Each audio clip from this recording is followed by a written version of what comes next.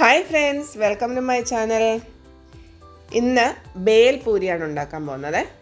ഇത് അധികം ഇൻഗ്രീഡിയൻ്റ് ഒന്നും ഇല്ലാതെ പെട്ടെന്ന് ഉണ്ടാക്കിയെടുക്കാവുന്നതാണ്. നമുക്ക് ഇട സമയത്തൊക്കെ വിശക്കുമ്പോൾ ഉണ്ടാക്കി കഴിക്കാവുന്നതാണ്. ഇത് കുറുമുറ എന്ന് പറയും, നാട്ടിൽ പൊരി എന്നൊക്കെ പറയുവേ. ഇത് അരി വറുത്തിട്ട് അരി നന്നായിട്ട് മൂത്ത് കഴിയുമ്പോൾ ഇങ്ങനെ പഫായിട്ട് വരും, അതാണ് സംഭവം.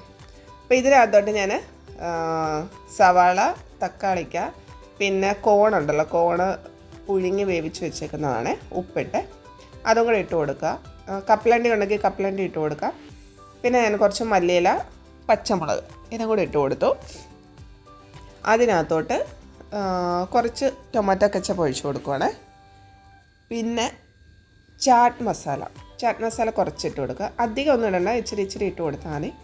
പിന്നെ ആവശ്യത്തിന് ഉപ്പ്. ചാറ്റ് മസാലയ്ക്കകത്ത് ഓൾറെഡി ഉപ്പുണ്ട്, അതും കൂടെ നോക്കിയിട്ട് വേണം ഉപ്പ് നമ്മൾ ഇട്ട് കൊടുക്കാൻ. കുറച്ച് ഉപ്പും കൂടെ ഇട്ടിട്ട് നന്നായിട്ട് ഇളക്കുവാണ്. അതിന് ശേഷം സേവ് ഇട്ട് കൊടുക്കണം.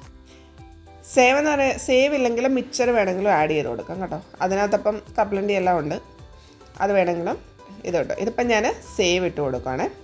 പിന്നെ ഇതിനകത്തോട്ട് നാരങ്ങാനീര് വേണമെങ്കിൽ നിങ്ങൾക്ക് ഇഷ്ടമുണ്ടെങ്കിൽ നാരങ്ങാനീര് ഒഴിച്ചു കൊടുക്കാം കുറച്ച്. ഞാനിപ്പം നാരങ്ങാനീരൊന്നും ഒഴിച്ചില്ല കേട്ടോ, ഇത്രേ ഇടുന്നുള്ളൂ. ഇത് നിന്നിട്ട് നന്നായിട്ട് ഇളക്കാം. പിന്നെ വേണമെങ്കിൽ നമുക്ക് മല്ലിയിലയുടെ ചട്നി ഉണ്ടാക്കിയിട്ട് ഗ്രീൻ ചട്നി ഉണ്ടാക്കി അതും ചേർത്ത് കൊടുക്കാം. അപ്പം നിങ്ങളുടെ ചോയ്സിനനുസരിച്ച് നിങ്ങൾക്ക് ചെയ്ത് പോയാം. ഞാനിപ്പോൾ ഇത്ര ഇട്ടിട്ട് സിമ്പിളായിട്ട് ഉണ്ടാക്കിയെടുക്കുവാണ്.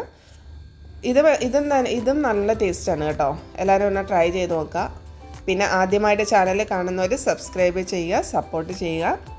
അപ്പോൾ നമ്മുടെ ബേൽപൂരി റെഡി ആയിട്ടുണ്ട്. പിന്നെ കുറച്ച് കോൺ കൂടെ മണ്ടക്കിട്ട് കുറച്ച് സേവും കുറച്ച് മല്ലിയിലയും കൂടെ ഇട്ടിട്ട് നമുക്ക് സെർവ് ചെയ്യാവുന്നതാണ്.